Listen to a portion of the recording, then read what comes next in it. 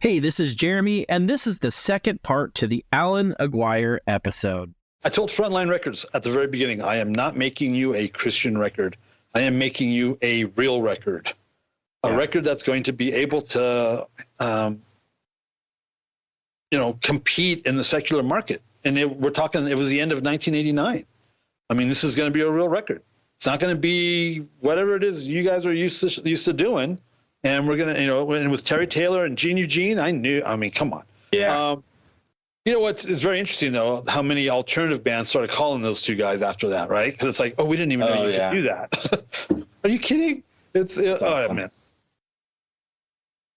Can you imagine the time? I'm going to say this as just a regular guy. Two regular guys. I hung out with Gene Eugene and Terry Taylor in the recording studio a lot. Do you have any idea how amazing that was? I know. That's insane. Do you have any idea how much I learned? Dude, I remember during Signier showing up and sitting in.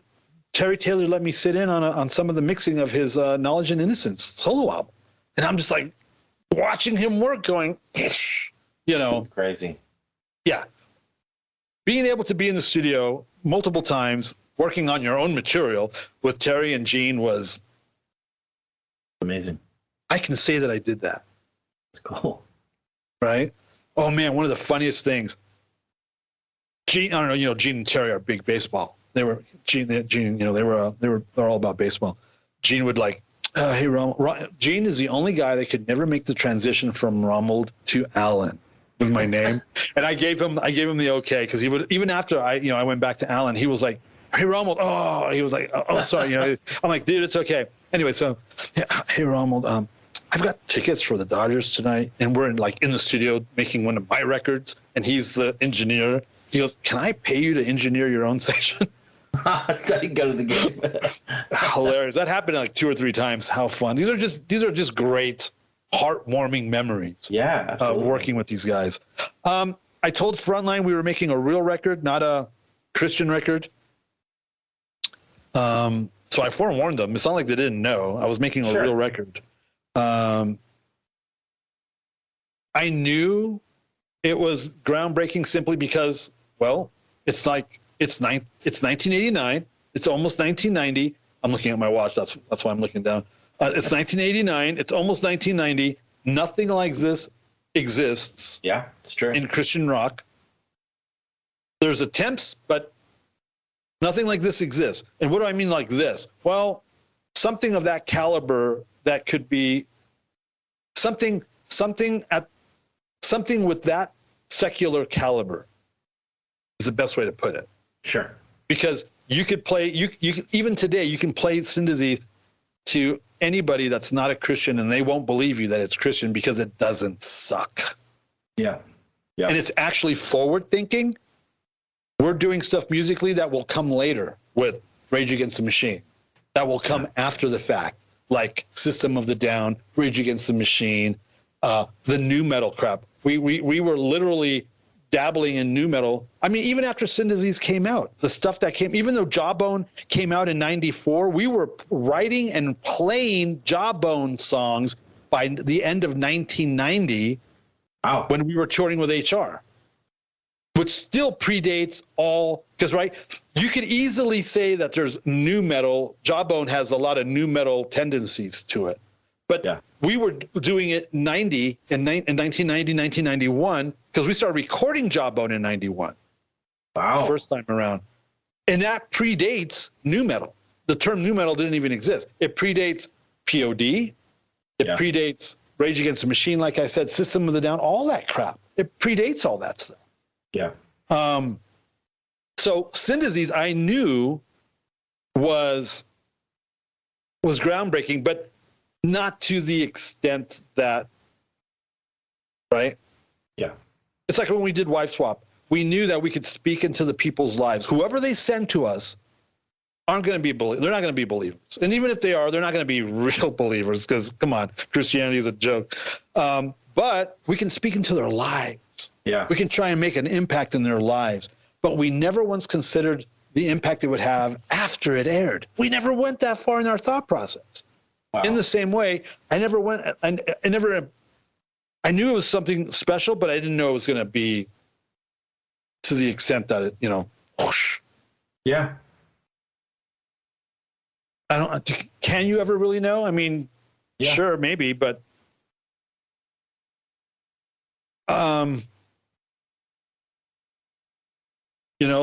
they asked me, like, before we go in the studio, I want you to demo out the album. We want you to Frontline Records. We want you to demo out every song you're going to put on that record. So I locked myself up in my loft studio back then in '89, with my little 4-track and drum machine, and hammered out these 4-track demos. I wish I had the music still. I'd love to have the cassette of that, of Syntheses. So, and then we found, the majority of Syntheses was written, and as the music was already pretty much by the time we found the drummer. And so I wrote all the drum parts, and I taught him all the drum parts. I played the reggae on Syntheses because he didn't know how to play reggae. Wow. Yeah. Wow. Well, I'm originally a drummer. Yeah, that's what you mentioned. What was the reception like? We do a couple Signier songs on Syntheses. Oh yeah, I think you mentioned that. That's Holding awesome. Stare. Holding Stare is a Signier. Oh, that was on Jawbone. Looking to My Side was a Signier song, and later, 1989, that was a Signier song. Wow. That we revamped for Syntheses. What was the reception like when it came out? When you mentioned told Frontline, "Hey, I'm making this record." What was the reception like? And were people ready for it?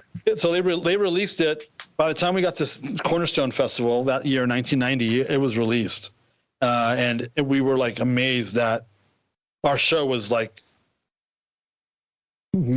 capacity max. Our Cornerstone show. You got to remember, I didn't tour nationally with Signier or prior to that because we were a local band. Things have to happen before you can tour nationally. Sure. Like a record, like a Syntheses, like with that type of distribution and stuff like that.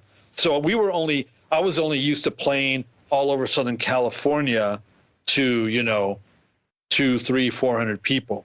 So to show up out of state at a festival and have twice as many people, if not more, 3 times as many people, that how did they even hear it? It was everybody had heard. It was like this what's the word, it was like this legendary, or kind of like this not legendary isn't the word. Mythical. There's this mythical band called Scaterd Few that we've heard of for 7 years. But we've never heard a record. We've never seen them. What the hell? And now all of a sudden, this band is now out with a major Christian label album, and they're playing Cornerstone. So there was this very mythical vibe about the it. Buzz. Yeah. And so I was even surprised by it, but we owned it, man. We killed it. It had a tremendous response. Radio loved it. Radio loved it, and the fans loved it. It was a Christian. Once again, let's go back to reality. Christian bookstore people who are completely clueless about everything were terrified of it. They had they drew in a shirt. I was bare-chested. I didn't have a shirt on in the original photo. So, we re-released all this stuff on vinyl and CD recently. Yeah. And I included the original photo that I wanted on the cover. And I have no shirt on. They had to draw a shirt on so as not to offend the blue-haired Christian bookstore people, right? They insisted that we were cussing on it because I say, "Goddamn our enemies." That's right out of Psalms. I didn't have punctuation, so I didn't have a comma. There was no punctuation. I think we added a comma so they would know, God, comma, damn my enemies.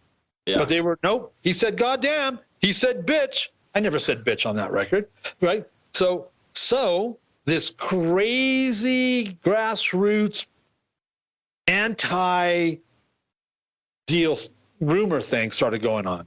Nice. And we have an idea. Well, we know how one of the main thing that happened, a buyer one of the record store buyers on one of the, there's only like 3 chains back then in our area, was dating a girl that we knew, who said some very unkind things about us, who said some slanderous, libel lies about me to her then boyfriend, who was a buyer, and he told the Diamante rep. Oh my gosh. And so I went. It's like middle school. Oh yeah. Well, it's not like Christianity is made up of, intellectuals. So, right? And so there's gossip, backbiting, slander, rumor. I mean, everything Jesus told you to do. Yeah. Right. And it just spread like wildfire. And so my pastor was literally taking calls. So all these calls were flooding in Frontline.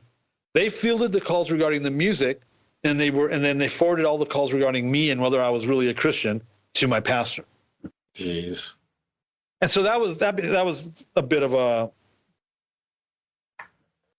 yeah, they freaked out. And so Frontline had never dealt with this before. Remember, Frontline's the cutting edge, in your face, hard music. Christian rock record, yeah. Right? They're pioneer, right? Oh man. They shriveled, everything inside them went, and they were terrified of what the Scaterd thing was happening, and what the phone calls and the rumors, and everybody they were not gonna sell it. Dude, if you walked into a Christian bookstore back then and asked why they didn't carry Scaterd, they would tell you the things they would tell you from behind the counter. That's against the law. You can't do that. So my secular Jewish attorney was, I'm going to do a class action suit against all 3 major chains, and you're going to be a very rich man. And he could, because it was. Yeah. It's crappy. You can't I'm sorry that happened. I'm sorry that happened. That sucks. It was a real thing. So Zondervan, who ran Benson, who was the distributor for Diamante, pulled it. Zondervan's the one that called the recall. So our record, Sin Disease, was recalled and pulled off Christian bookstore shelves because they basically the idea was, we've been infiltrated by the Christian music industry, and the record company and the industry has been infiltrated by non-Christians, scattered few. There are a bunch of druggies and Did I smoke? Wow. Yeah, I smoked pot, but and so when I admitted to that, when I talked about that in the CCM magazine interview, everyone lost their minds, and I'm like, everybody freaking smokes. I know. It's like everybody you listen to is sexually immoral, smokes pot, and drinks. Yeah, they just don't talk about it. They just don't have the balls to admit it and talk about it. And you're stupid enough not to know, or complicit with the yeah, right? Yeah. I'm not that guy. I fear God. I have nothing to hide.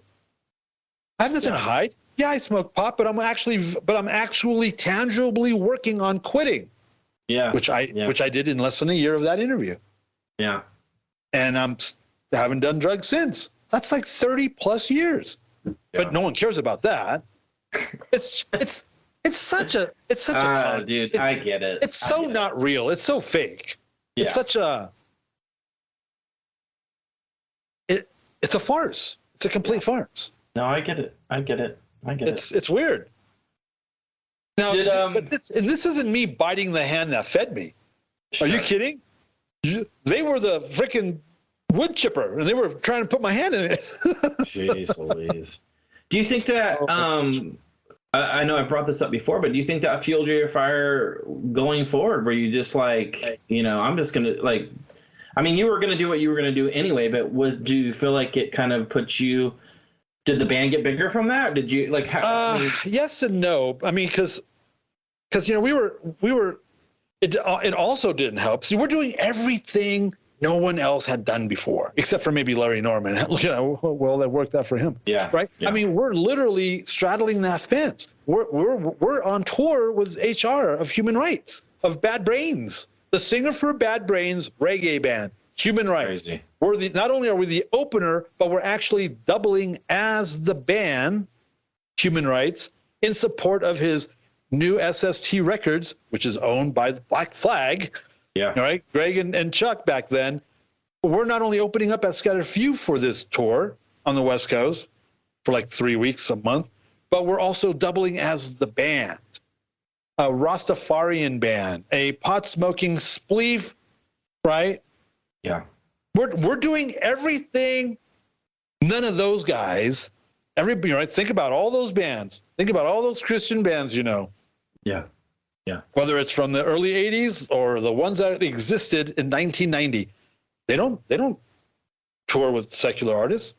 No. They don't do secular tours. They're not on secular radio. They're not doing any of that stuff. Yeah. Well, we were. That didn't help. Totally. Well, it didn't help with the industry. It didn't help when it came to radio or the labels. Yeah. Labels were terrified of us. I couldn't get a deal to save my soul. Well, I could. It was just there are two labels did man up, which I respected them and appreciated it then. I respect them and appreciate them for doing it today. And that was Broken Records, Joe Taylor's label. He tried signing us, but I had signed a deal with a pseudo secular label, and they screwed me. And I couldn't get, and then so Joey with Broken showed up to try and help us. This guy was not cooperating, so they couldn't do anything about it. And I've never blamed Joey for not being able to pull it off, nor do I blame him today for doing it. It wasn't him. It was this guy. Sure. Right? This other guy. And then, and that was in 91.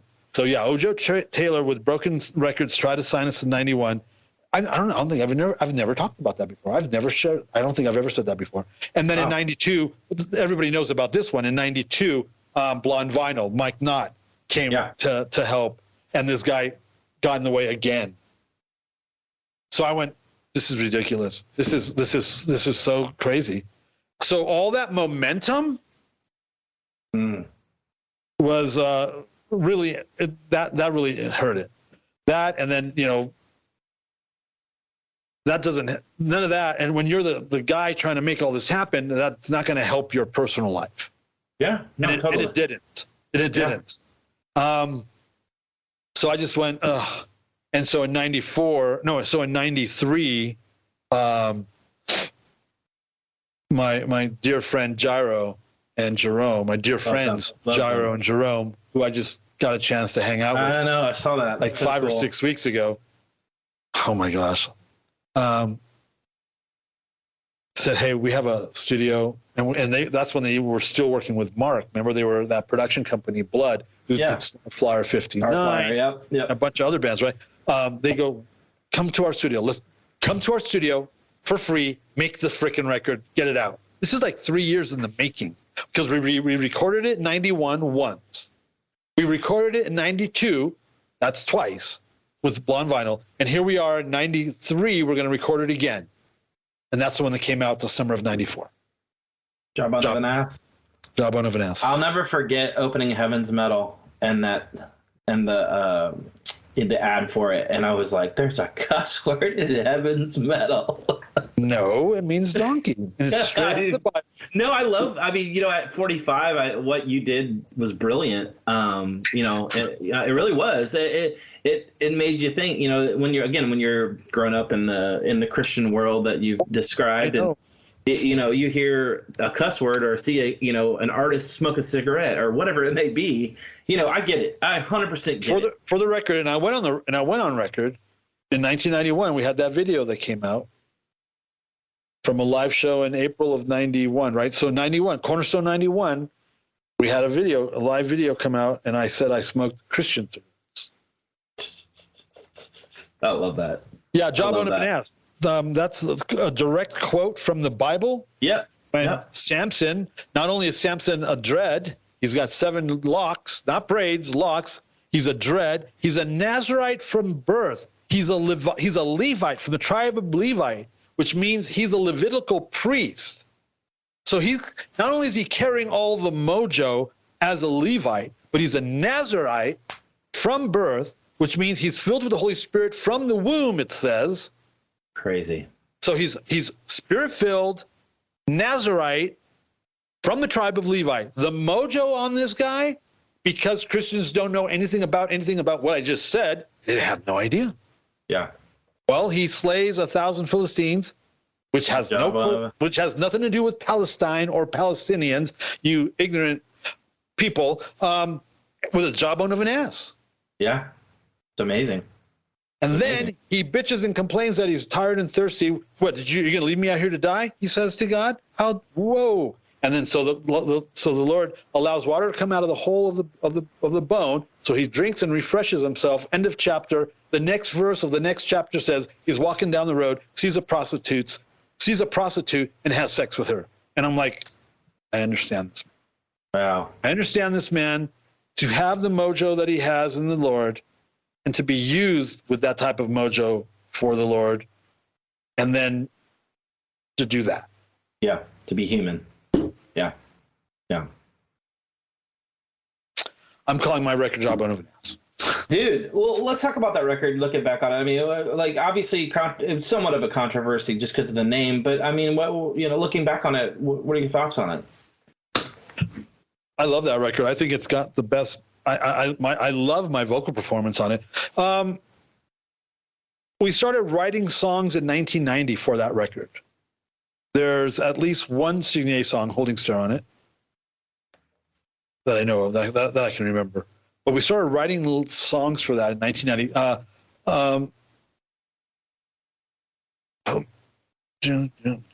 Song was Sinking in Sorrow. We were performing at the end of 1990. Yeah, that's what you mentioned earlier. So lyrically, what I was writing about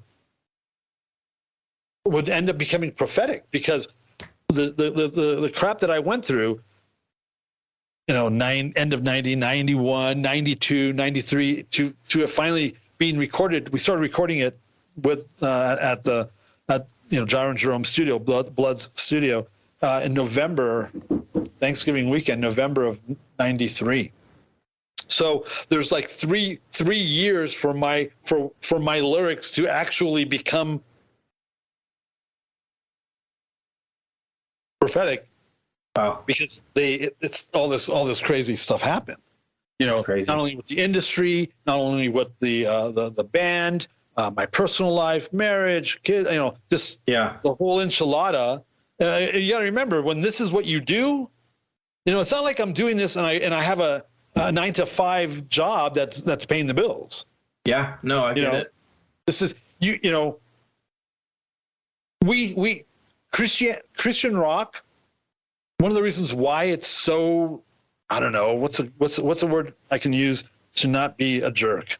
The reason why it's so questionable, the quality and the, it just doesn't hold or carry the weight or the sonically, or even the song structures or arrangements. I mean, there's very little about it that is good. Yeah. Yeah. And one of the reasons is because it's very hard for them to make a living doing it. And so they have to have a straight job. And so they're doing this almost like part-time. Sure. So it lacks that I'm all in, damn the torpedoes. You know what I mean? Yeah. It's tough. Even if it kills me type of thing. Yeah. I don't know how to do this. I don't know how to do anything without doing it balls to the wall. Can I say balls to the wall? Yeah. I don't know how to do anything without pedal to the metal. I'm an intense. I can be an intense, extreme guy. I don't know if you knew that, right? I mean, I don't have hobbies because I've turned all my hobbies into actual money-making businesses. It's like I'm an A-type. Yeah. And so I'm all for it. So what happened with the Sin Disease Frontline deal, and then this other deal, and then not being able to get a regular deal, and knowing that as every 6 months goes by, my shelf life is disappearing. Yeah. And then we put out, then I show up there. Right. So a lot happened. This thing moves so fast. At least it did back then. We headlined Cornerstone in 1991, 4,000 plus people. It was crazy. Wow. People still talk about it today. Awesome. right? And then I show up in '94 in a parking lot because I can't because unlike most people believe I'm not nice, that I'm a total prick 100% of the time, and that I'm this maverick rule breaker, but I'm not. I'm none of those things. You cannot sell records at Cornerstone unless you're actually a performer. Yeah. And so even though people do that, Sure. well, I'm not going to break the rules. So I can't sell this record, this brand new record. I'm not performing, but I was able to get permission from the Hardee's parking lot, from Hardee's. So I was there legally to set up a booth to sell this record, but you had to drive miles outside of the festival to come and buy it. Yeah. And they did. That's cool. And then I sold a whole bunch at wholesale to True Tunes, and so we did have a presence in the fest. And it would never be the same again, as far as Scaterd Free would go. Because 3 years was, there was enough. Not only was there enough damage, it was hard to pick up the momentum from Sin Disease, not only with the major label distribution and the air radio and all that, to now being independent.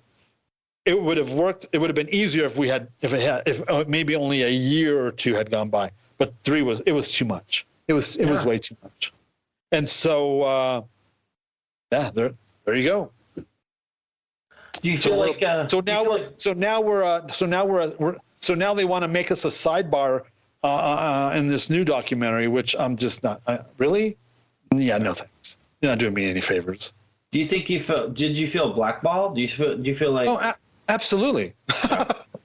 Yeah. But that's why I say the fact that Joey Taylor with Broken Records and Mike Knott with Blonde Vinyl came to our aid as fast and as early as they did. That's amazing. That's very cool. Very. Yeah. So do I. And I'm sorry that it didn't work out. And it was no fault of theirs at all. And then Jaro and Jerome, That's awesome. Time tells all, right? Because look at come out. That was 1993. 30 years later, they reach out with Morzan a year ago, and did a shout out, and I just shared the stage with them yet again. I love it. That's so cool. Later. Time is everything. Time tells all. That's so cool, dude. So after Jawbone, is that kind of when Spyglass Blue kind of starts? Is that kind of how that is? So even in 90, I have footage. We did a show in 1992, Scaterd Free show. Mark talks about this show. A lot of good stuff happened in 91, 92 as far as shows and all that. Before we knew we were going to be screwed as hard as we got. We did a show in 92, Southern California, first show of the year in 92, February 92. It was us and Crucified. The Crucified and us, we co-headlined a lot back in those days. It was they were amazing shows. And this was out of the ordinary. I think we had hundreds of people over capacity inside. Wow. The venue there was already a big venue. Not only was it already sold out, but we were probably a couple hundred over capacity. I've been there. and when they shut the doors, no one left. Yeah. People talk about this. They didn't leave, and people just kept coming. So there was literally hundreds of people outside, and they opened up a side door so they could hear it. And so there's hundreds of people. There's way too many people inside, and there's hundreds of people outside with a door open so they could at least hear what was going on inside. Wow. I say all that because we announced at that show that I was doing a side project called Spyglass Blue, and the band surprised me with a song, an old Signier song, because Spyglass Blue is basically 8 out of the 12 songs on Shadows, the Spyglass Blue debut, were Signier songs. 10 years old. 10 years old songs. Yeah. That's cool. Yeah, so Spyglass Blue is too ahead of its time. We don't know what to do with it. Really, buddy? more than half the album is more than 10 years old. I'm screwed. Now I got nowhere to go with these people. You know what I'm saying? Jeez. I can't go anywhere with these people. You know, they're so misrepresentative of the king of the universe. You know what I'm saying? Yeah. No, I get it, man. So even though we announced it was announced in 92, we did a song live at this Scaterd Fuse show. It would be until 95 when I realized there was no way I was going to be able to ever work with these guys again, Scaterd Fuse guys again, or go forward with them. I immediately pivoted to do Spyglass Blue, and put out a solo project, Shadows, which sold really well actually as an independent. That's because awesome. Once again, what you think is goth, or what you're calling goth, or what you think is post-punk, they don't even know what post-punk is, so they call it goth. The bands that exist in 1995 that you think are actually goth aren't. Yeah. Here's the real thing, and it was. I'm not saying that to sound egotistical or arrogant. It was the case. Yeah. No, I get it. Spyglass Blue was an authentic, real life post-punk band, which is what they call goth. Because guess what? Because in the same way I was involved with the real punk rock scene in the 70s, guess what else I was involved with in the 80s when it was happening, you know? Yeah. That makes sense. You know, Signet was a dark wave band in Southern California, ripping it up, playing 4 or 5 shows a month. We're on K-Rock, the main station, secular station. We're in the press. I mean, we're doing this thing, you know? Yeah. So we when 95 came around, I immediately went in the studio, formed a new band, and I think didn't Shadows come out in 96, I think? And we started touring, doing the goth glam thing. You know, not glam like most people think, you know, Guns N' Roses and Motley Crue. Come on, people. Seriously, don't be ridiculous. Doing the Bowie Love and Rockets, Bauhaus, Susie and the Banshees, you know. It's awesome.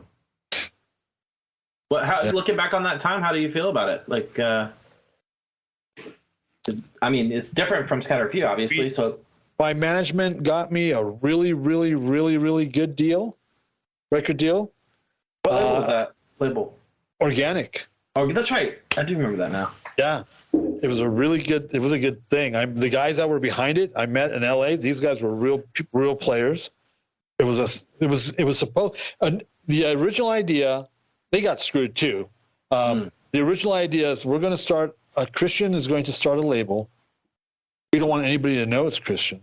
Everything we're gonna do regarding this label is gonna be secular. And they even hired these guys that were like a major secular players to run it. And that's why I got signed to it, because it's like, I'm like, yeah.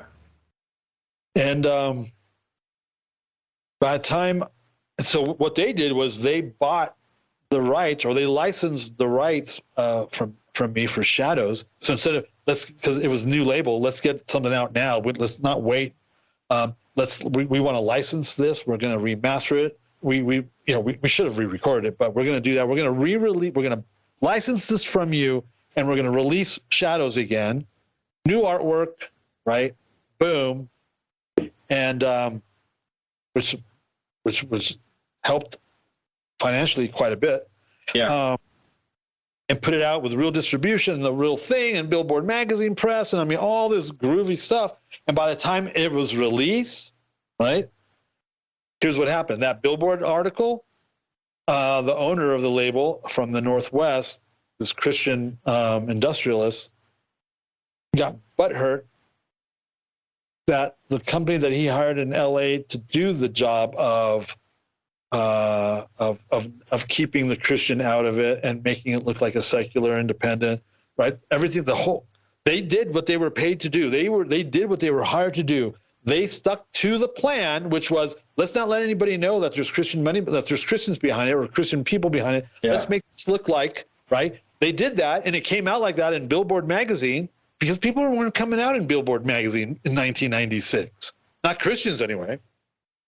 these guys were real secular players. So it came out in the secular press, Billboard, and the owner, the Christian guy, got butthurt because it wasn't about him. And I'm like, these people, I can't handle it. I don't know how much longer I can deal with this. Alan, you need to start hanging out with these people. The incompetence is. No, I get it. So here's what happened.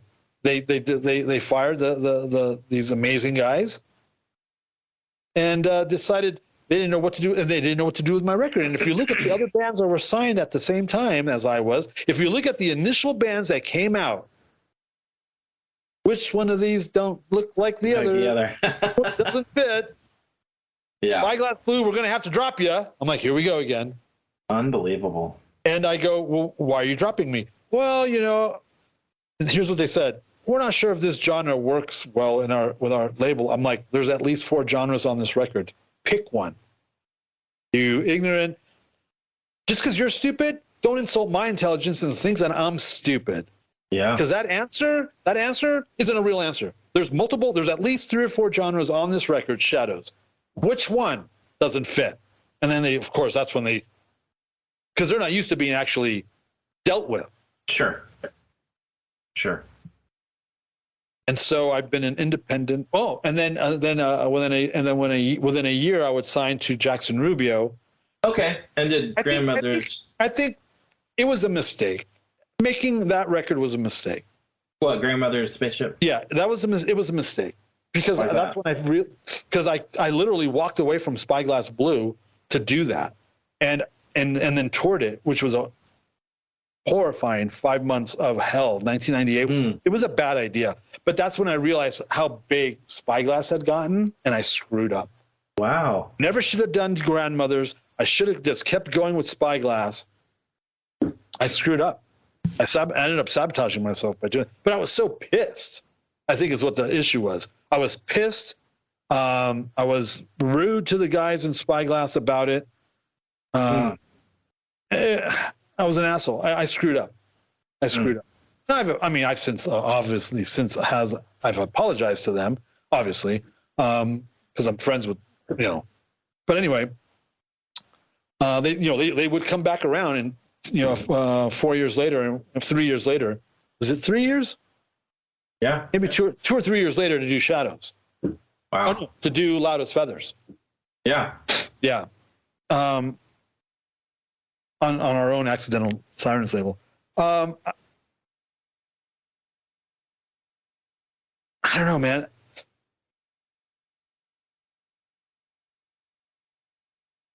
I think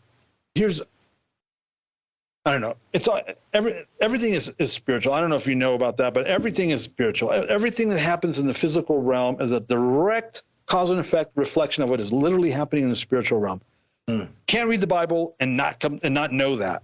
Mm-hmm. But again, Christianity isn't a spiritual religion. It's a very superficial, non-spiritual religion, which is why it doesn't work and it's broken and it's a cult essentially. Because the Christian definition of a cult can be applied to Christianity. Sure, absolutely. 90% of the time. Absolutely. A faith, any group or faith or sect that says they believe in the Bible and Jesus, yet don't do what the Bible actually says, is a cult. That's Christianity's definition.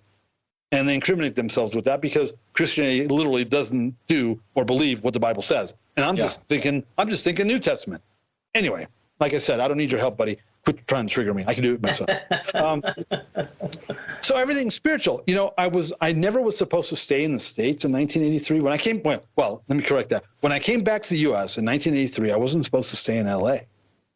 I was supposed to move on, go to a discipleship training, or to another ministry that was associated with my uncle's church in Colorado. I don't even know who they were, so I can't even look back on it or see where they're at today. I was supposed to do that. I didn't do that. I opted. I was offered the opportunity to do music, and so I stayed in L.A. and did a band called Scaterd for You. Mm-hmm. So that begs the question, and it was a birth out of disobedience and rebellion. Yeah. Is that why it became such a shit show? Probably. Yeah. Probably. So in 98, when I'm doing this other Scaterd for You attempt, it was a shit show. Wow. You know? Well, but at the same time, what I do know is this, right? The majority of musicians out there will never have the opportunity for that brass ring. You know what that means? That analogy? Old merry-go-rounds. Yeah. And you would reach out and try and grab that brass ring with a stick, right? That ring. Right? Most musicians will never have a shot at that ring. I've had it in my hand 2-3 times, like literally. And then Father God comes up. He goes, he always comes up, right? What has God done every freaking time? He goes, hey, what are you holding in your hand? And I'm like, and I show it to him, and he's like, let me take that away from you, son. Yes, you're just going to hurt yourself. Wow. And that literally is what God has done. He's taken it away from me because he knows I'm going to hurt myself with it. Yeah. Do you know how much grace and mercy that's? Yeah. No, I get what you're saying. That's. Do you know how the majority of people would become embittered, disillusioned, and resentful, and angry, and then walk away from that immensely graciously loving God, Father God? Yeah. And the fact that God loves me so much that he would protect me from myself. Yeah. It's awesome. Everything. That's everything. That is so cool. I love that. Contrary to popular belief, I actually believed what I was saying. I actually believe what I was singing about. I actually believe in the sovereignty of God. And I actually believe that it is on us to submit and to change and to die and to change our lifestyles and to do the work of submitting to that God, whether we like it or not, whether we like, I've been bought with blood. I've been bought with blood. This is a blood sacrifice that was paid on my behalf for my soul, for my life, for my dreams and my aspirations, for what I want to get out of this life on earth. That was paid for. I submitted to it. I signed up for that. Reneging on that? What would that say about me if I reneged on that covenant? Yeah, no, you're right. Wouldn't say very much about what I'm made of, would it? Absolutely. Well, you mentioned... I got heavy. You're a heavy guy. Oh, my God. I wanted to briefly talk about the grandmother spaceship record you mentioned on Jackson Rubio. I was curious that you mentioned Tooth and Nail. How was that ever an option at some point, or was it always Jackson Rubio? And I guess kind of how that went.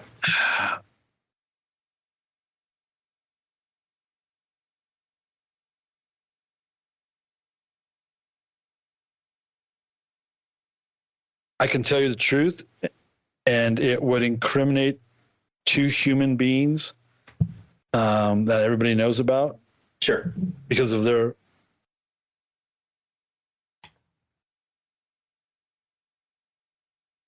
That's why I'm pausing on how to say this. I get it. Without shaming 2 humans. Yes, Tooth and Nail was in play for Scattered Few. Wow. In 1995. Towards the end of 94, early 95, Tooth and Nail was definitely in play. And it was a really good deal. It would have been the best deal I've ever had. Wow. What they wanted it bad enough to give us the world. In 94, 95, it was a good deal. From what my management was telling me, it would have been really good, a really good situation. But they had to retract the offer because of a couple. No, I got you. So. No, I understand. Hey, I was just curious. Just in general, no bad blood between me and Brandon or anybody at Tooth and Nail. Wasn't on them. Once again, it wasn't on them. No, I get it. No worries. Well, let's talk about the Omega 5 that you just put out. How long ago was that? 10? That was 2000. That was 20 plus years ago, dude. Yeah, I mean, it's been a while. I'm like, it's like, are you doing this to purposely make me feel old? I mean, I look like an old guy, I might right? be. I might be. You know what? I might look like an old guy, but I've always dressed like this. Hey, I've been dressing like an old man since I was a teenager, and I even remember saying that when I was when I was a teenager, early 20s. I would say, yeah, I know I I dress like an old man. I'm gonna be dressing like this when I'm 50. That's awesome. You look great. You look great. Well, thank you. Omega 5. I mean, that's the last, obviously, Scaterd record that you put out. Yes, that's why it says Omega number 5. Omega in the Greek means end, right? Yeah. In the Hebrew, it would mean bet. Number 5 it's the 5th Scaterd Few record, so it's the end. Cool. Man, that's a good record. I played all the drums on it. I'm playing guitar and drums and some bass. That's a punk rock record. I wanted to shoot. It sounds like it could have come out before Sin Disease. Wow. It's so punk rock, so aggressively punk rock. I was trying to. Here's what I was aiming for. There's a certain era of punk rock that came out of England in the early '80s. The anarcho punk sound. Yeah. Discharge, Rudimentary Peni, Crass. Okay. And especially Rudimentary Peni, they were my favorite of those. Even though they went on to Corpus Christi, they do have a release on Crass Records. Only one band in the U.S. ever signed to Crass Records. Yeah, it was exclusively English. But wow. And the anarcho punk sound is what I was shooting for, and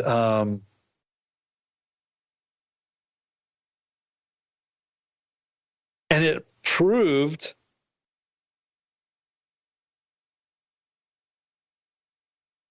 that Scaterd Few could do another punk rock album if I was behind the majority of the writing, just like Sin Disease. I love Jawbone, but Jawbone isn't really a punk. I mean, it's got a little bit of punk in it, but it's more. Jawbone is wider. It's got groove and funk and some of that new metal stuff. It wasn't another Sin Disease, and it wasn't supposed to be another Sin Disease. I'm proud of the work we did in Jawbone. I don't, obviously I love that album, but I wasn't the sole principal writer. We shared the writing in that on Jawbone. Yeah. But if you want a pure unadulterated punk rock record, I can do that all day long. And that's what Omega number 5 did. That's what Omega number 5 was. Omega number 5 was, hey, you know what? Scaterd Few's a punk rock band. Scaterd Few's a lot of things. Yeah.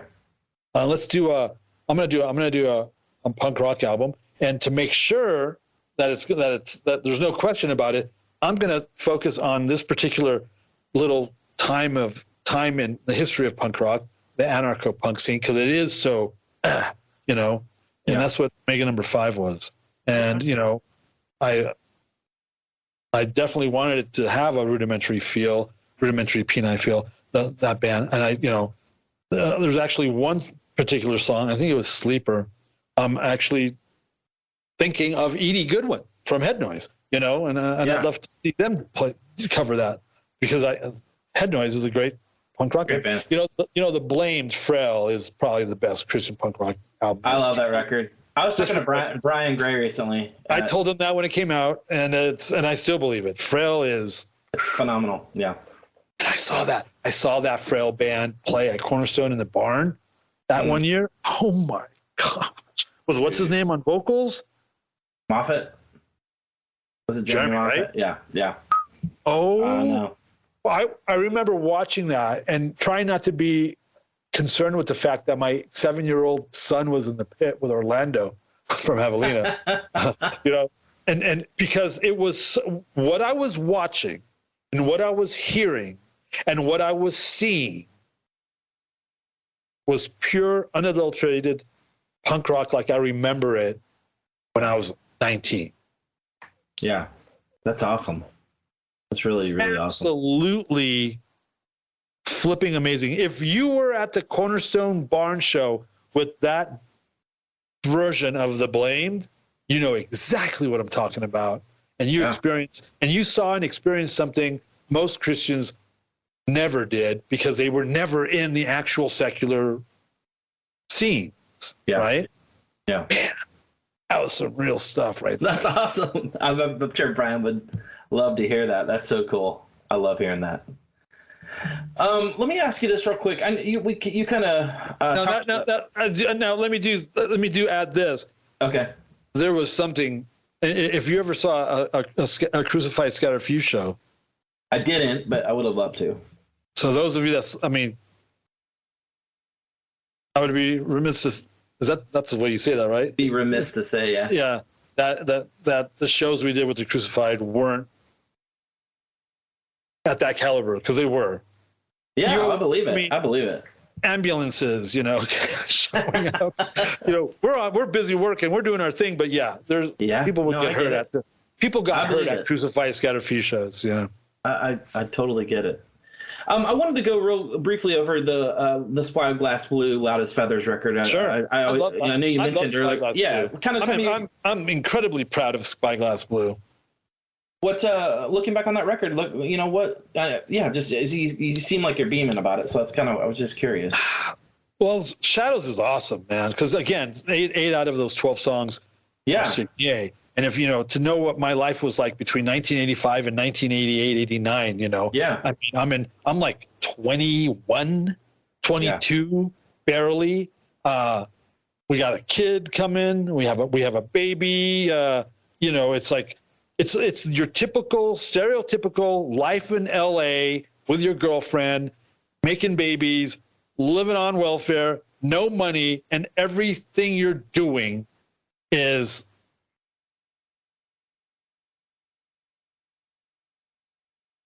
that crazy, insane, demonic rock and roll hustle of Southern California, the bands, the rehearsals, the flyering campaigns, the shows, the magazines, the radio, and it was, and because you got to remember when we were doing that, it's on the Rumors Are True 10,000 new hopefuls would migrate to Southern California weekly. It was the signing frenzy of the metal bands, the Guns N' Roses and all those guys. It was a signing frenzy. I mean, LA between 1985 and 1989 was, the music scene was an absolute crazy, insane. I bet. You look at what Guns N' Roses has to say about it. Yeah. They were all strung out on drugs and couch surfing. And I think they were signed to Geffen Records and didn't know about it for 2 or 3 months because they couldn't find the guys. Just crazy stuff like that. And then you got Jane's Addiction, all that, right? So there's this whole thing going on that ties into the music and the lifestyle and just the hustle and just the volatileness of it all. And so to be able to do Loud as Feathers on the other side after the storm, after coming out of all that and being able to sit down and put out, to write songs that were on that album and put it out, record it, it gives you perspective, but there's a maturity, there's a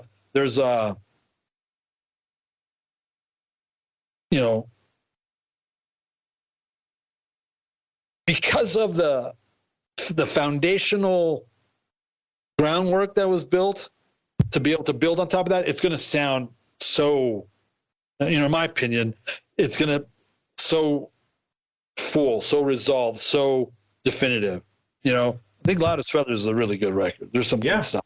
Absolutely, man. But it comes from that place. Sure. You know what I'm saying? Sure. So when I think of Loud as Feathers, I think of how did we get there? Okay, Signier, LA, the insanity, and then to bring along these guys that weren't even old enough to be a part of that weren't even a part of that, and to be able to at least. Yeah, no, I get it. Channel or filter that life experience that they missed out on, not by because they couldn't help it. They didn't live in LA and they were too young. They're my kids' age, literally. And for them to be able to pull out, the drummer Chris Rosentrader, who I'm still great friends with, River Tennell, and Kane Kelly was one of the best guitarists I ever had, besides Paul Fig. Kane Kelly was a brilliant guitarist, and he just shines all over that thing. That's awesome. The keyboard work with Josh Pyle. I mean, come on. There's just very That's awesome. Heartwarming memories. I mean, 9/11 occurred. The internet had just collapsed. I was working for IBM. the internet had just collapsed. My buddy, my partner in the label, he got his pink notice, his layoff notice from his company, broadcast.com, Mark Cuban's thing, right after the Yahoo deal that they made. Right. So the internet collapsed in August, and then 9/11 hits in September. And we're trying to make this record in the midst of all that. It's insane. So there's all that too, Good stuff. Yeah, I really like that album. That's awesome. Well, let's briefly talk about Men as Trees Walking, that your latest, I guess your most recent musical endeavor. You put the one full length out, and maybe describe that time and that record looking back, and just kind of your thoughts on that overall. So I was in the middle of a 5-year self-imposed hiatus, and went back to the internet. Opened up again after it crashed in 01. It opened up again in 06, 07. I was fortunate enough to, most musicians have jobs with like, it's either fast food or a coffee shop, or they do drywall or construction. I was lucky enough to not go that route, or smart enough not to go that route, and to actually do work in the internet back in 97, 98, to the extent, like I said, I was working for IBM in 2001 before the internet collapsed. So when the internet kicked back in 06, 07, I was able to, because it took a while for it to correct itself, I was able to get back into it. And so I started, the Lord actually downloaded a business model to me that I implemented, and we were making money hand over fist and working with some major brands with my little 3 to 4 man internet, marketing, promotion, ad agency. And so I was doing that and loving every minute of it. That's awesome. Yeah. Do you remember that TV show 30 something? Yeah, I never watched it, but I know where it is. Okay. So it was about 2 ad guys, and one of them fantasized about being a rock star. Well, I used to fantasize about being an ad guy. And so I did it. And then the Lord said, close down your business, go back into music full time, but music ministry, worship music full time with your kids, and do a prophetic worship band, and with the musical style of Dead Can Dance, healing and easy listening, tribal, Middle Eastern tribal, and some, reggae. He literally told me all that, and I was like, I don't want to do that. I love my loft office. I'm the ad man. I love my loft office in downtown Dallas. Yeah. I love doing, 5-figure work for Martha Stewart's company and Yahoo and and all these big companies in Dallas. And I like having our rooftop barbecues with the Dallas skyline as our backdrop. I love my life right now. Yeah. And the lifestyle it's affording me. And you want me to shut down my business, walk away from it, and go back into music ministry full time as a prophetic worship band with my kids? Okay. You don't say no to Father God. Yeah. I know a lot of your audience does, and that's why their lives are a shit show, but no, you don't do that. So I said, okay. Yeah. So now instead of making $20,000 a month, I'm hemorrhaging $10,000 a month, because it takes money and time to close a business. Sure. At that level. And we started working on Ministries Walking by November of 2008. So cool. And I had to, I knew what we were, he had already downloaded to me what it was going to look like and sound like, and blah, blah, blah, blah, blah, blah, blah. And I had been already been sitting on the name, and comes from the Gospels. And we started, I hadn't done music in years, touring and all that. I had no van, I had no gear. So we had to start from scratch, and we did. And so we started we hit the road, I think, by April. So even though we started recording in November of 08, we toured all through 09 and had to wait to come back from our touring schedule to continue finishing the record, which is why we worked on it from the November is winter, right? So from like November to March, tour, and then back to November through March for an April release in 2010. But we toured all of 2009 and then all of 10 and all of 11. So we were on the road for 3+ years, 8 months out of the 8 months out of the year. We toured extensively. It was incredibly satisfying. It was the hardest thing I've ever done. Yeah. It literally was the hardest thing I ever done because he told us to do it. Like, I left this part out. Oh, and do it in the Keith Green model of don't ask for an honorarium or a guarantee when you play. Play for whatever offering or whatever they're going to pay you, but don't actually tell them you want X amount, and sell the album for whatever they can pay, like Keith Green, even if it's nothing. That's cool. So I'm on the road with 8 band members, 3 crew, we buy an old tour bus. I have 11 people on the road, and I'm doing this with no budget. And I can't book shows and get honorariums and deposits to fund it because I can't charge.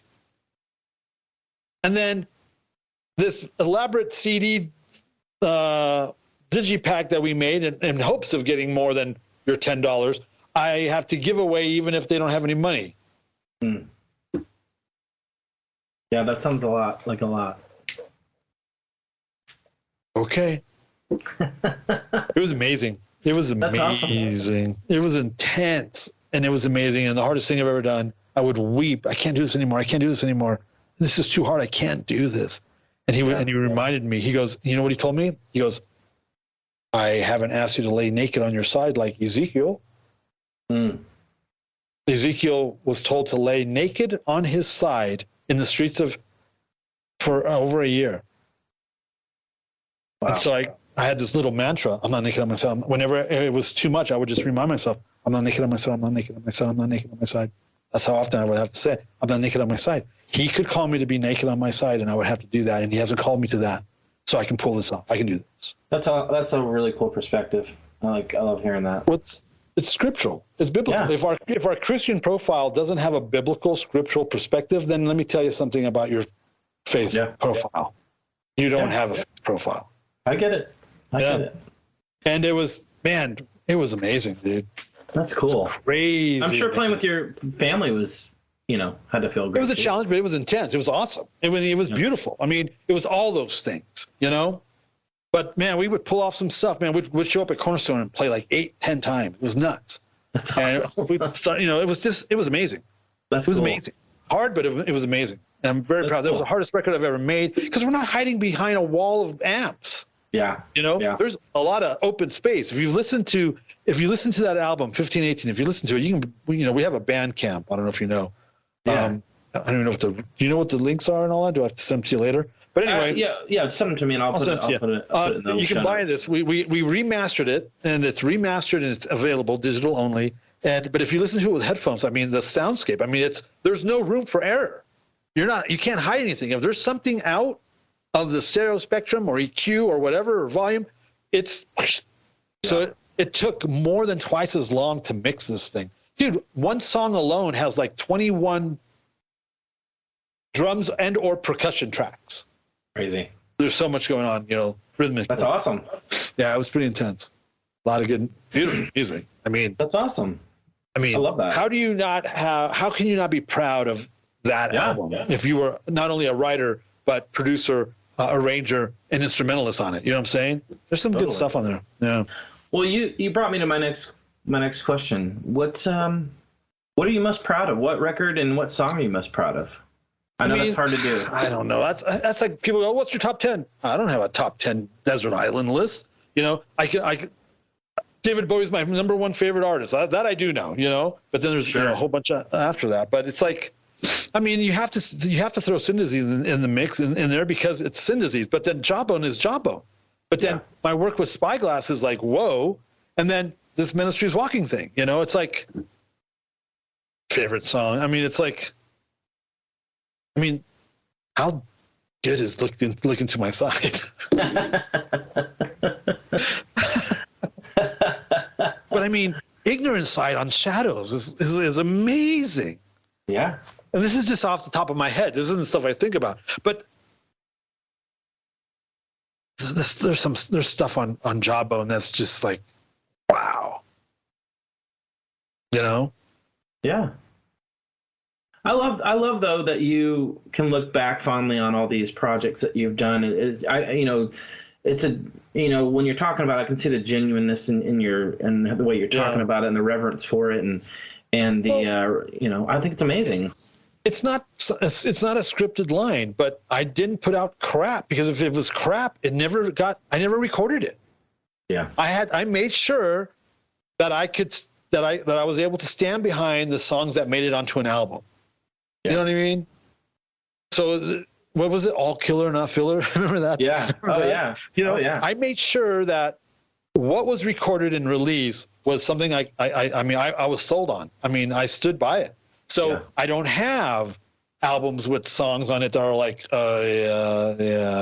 know what I mean? Yeah. Because I made sure that didn't do. But I also don't make records like most people. I don't just write all day long. I don't write all throughout the year and then I have like 30 songs sitting around and let's make a record. And then you go through and you demo all of them out. And then this is how most people work. And then you record like twice as many songs as you're going to need. And then you got to pick the best ones and then you make a record. That's not how I work. I've never worked like that. You know how I work? Time to make a record. I sit down, I write the record, record the music, write the lyrics in the means process, record the lyrics, mix it, put it out, and then I have to learn what I did because it didn't exist prior. Yeah. That's the way I've always done it. Yeah. I get that. Good, bad, right, right or wrong. That's the way I've always done it. So I have a new thing. So my studio is waiting for me to come out and play, and I can't find the time to do it because I'm so stinking busy. I'm not complaining. So I started writing books in 2017. I started writing. Absolutely, yeah. 2017. I've always known I was going to write. People have been trying to get me to write for years. They've tried to help me by buying me little tape recorders, micro tape recorders, so I could record yourself. That didn't work. I've tried. I started and would bail. In 2017, God said, write a book. I want you to write a book, and I want you to write this book. Feast Unlocked. Oh, it's actually here on my desk. Oh my gosh. This book right here, The Feast Unlocked. It's a breakdown here, right there. It's a breakdown of Leviticus 23, the feasts of God, what Christianity in their ignorance erroneously calls Jewish holidays, Jewish feasts. No, they're God's for his people. Well, if you're a Jew or Gentile and you're his people, this applies to you. Leviticus 23 applies to you, even if you're a Gentile Christian. The fact that they haven't told you that is going to bite you on the ass, I promise you. Mm-hmm. Even Jesus tells you that, but hey, who listens to him? So he told me to write that book, and so I did. It's a breakdown of Leviticus 23 and the feasts and the Sabbaths of God that he established as forms of worship. Remember when Jesus told, when Lucifer takes Jesus on, what he's doing is 40-day deal. And Lucifer comes and quotes him the scripture, and Jesus quotes him correctly the scripture. Well, what was Jesus quoting? Where is Jesus getting this information? What's what's that information coming from? Well, I wrote about that in another book of mine called This Thing is Spiritual. But anyway, Jesus is quoting the Torah. Jesus called not just the 5 books of Moses the Torah. He called the prophets.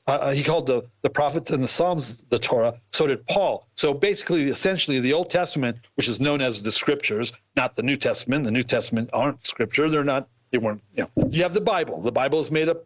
That has been divided by Catholics. I'm not a Catholic. Into 2 sections. Yeah. One is the Scriptures, also known as the Tanakh, what Jesus and Paul refer to as the Torah. The instruction, the teachings of Moses, erroneously translated by Catholics yet again as the law with a negative connotation. So you got to remember, Christianity, Protestantism, Christians are Protestants.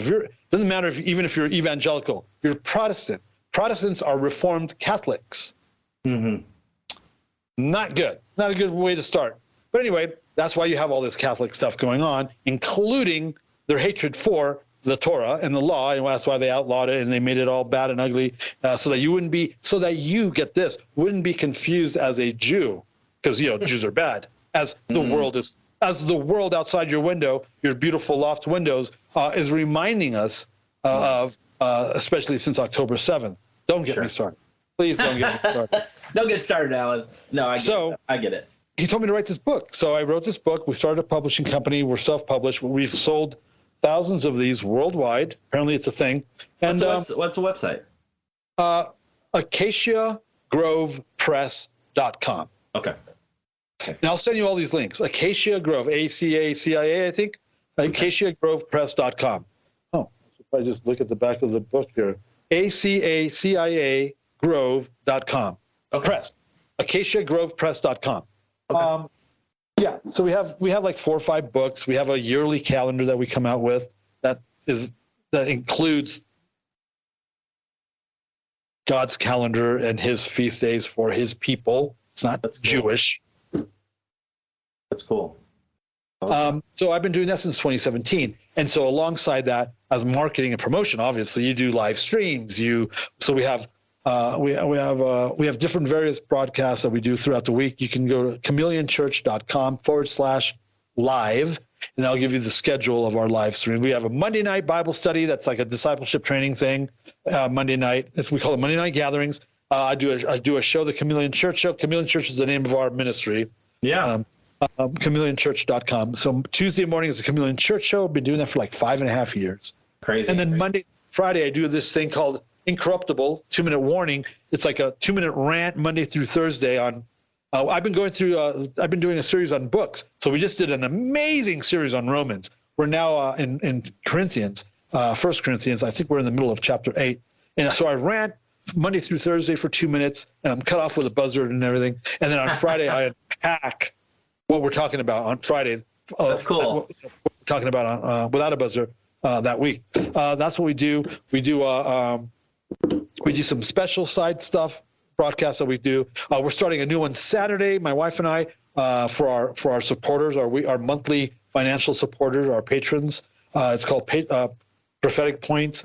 Basically, we go through all the various prophetic stuff that's been said or going on or happening for the month at the end of the month, right? So this weekend, this Saturday, we start that for our first one. Vetted. I know Christians don't believe in prophets, or there's prophets around today. That's also a reason why you guys are all screwed up. But there's actual vetted prophets out there that exist, men and women, and so we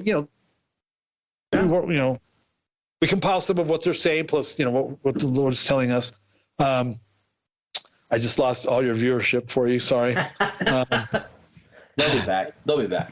How do you know you're a prophet? Who made you a prophet? Muppets. That's my Muppet voice. You guys are a bunch of Muppets. Read your Bibles. There's only 12 apostles. Really? That's what your New Testament says. On and on and on. We can do this for days. For days. This has been so cool. I really appreciate you spending time with me and just telling me these cool stories and your perspective just on the past and the music and the art and everything that you've ever done. I just really appreciate you. I was going to say this, and I sidetracked myself. Anyway, I'm trying to get into the studio, but I'm so busy with the books and the live streams, and because that's what. Anyway, I'm doing a new thing. I've been promoting it on social media. I'm doing a new thing. I'm not doing it under the name Scattered Few. I'm not doing it under the name Spyglass Blue. I'm not even doing it under the name Ministries Walking. I'm doing it as Allan Aguirre. I've never done that before, and I'm calling it Auditory. And it's going to be at least 6 songs, maybe 8. Oh, wow. Brand new music. I'm calling it acoustic bass, but of course it'll be electric guitar and keyboards and stuff and some drums. But it's going to be, think of a stripped down Spyglass Blue type of thing, I think. You're right? Yeah. Very melodic. I'm very excited about it. Very excited about it. That's awesome. I'm calling it Auditory.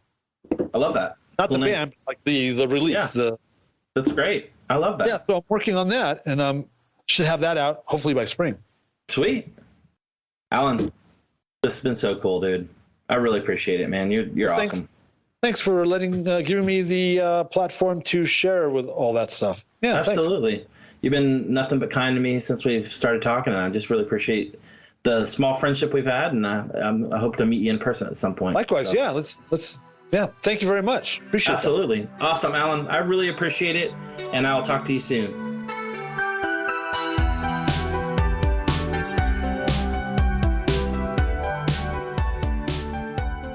Hey, thank you to the listener for tuning in to this latest episode. Could not do it without you, per usual. If you'd like to add me on Instagram and Facebook, at the Rumors of Truthcast. If you'd like to like and subscribe, you know what to do. So thank you guys again for your, just being able to listen to the podcast and all the nice messages and all the kind things you've said. So I really appreciate it. Thank you, Allan Aguirre. Awesome conversation. So cool to get to know you over the past couple months. And man, I really appreciate your time and all this incredible stories that you've told us. Really appreciate your time. Thank you, Allan. Amazing artist on the horizon. And guys, nostalgia is still a hell of a drug.